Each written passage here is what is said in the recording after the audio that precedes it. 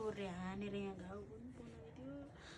50,000 पैसा पनि चोर्यो केले माम किन्ने हो केले तरकारी किन्ने हो दाल किन्ने पैसा पनि छैन माम खाने पैसा पनि छैन कहाँ जाने हो तिमी पनि बुझ्ने भएनौ अब पैसा छैन भन्दा पनि मिठी किन्ने भन्छन् कसैले कुरा बुझ्दैन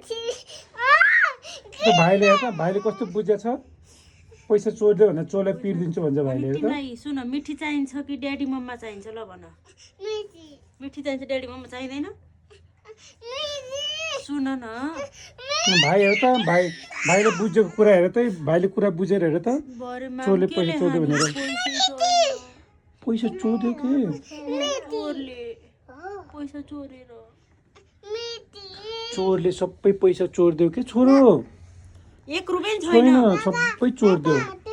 1 रुपैयाँ पनि छैन माम केले खाने अब लौ न त्यो चोरले सबै पैसा लैदियो के किन्ने पैसा पनि छैन तरकारी किन्ने पैसा पनि छैन सानो किन्ने पैसा पनि छैन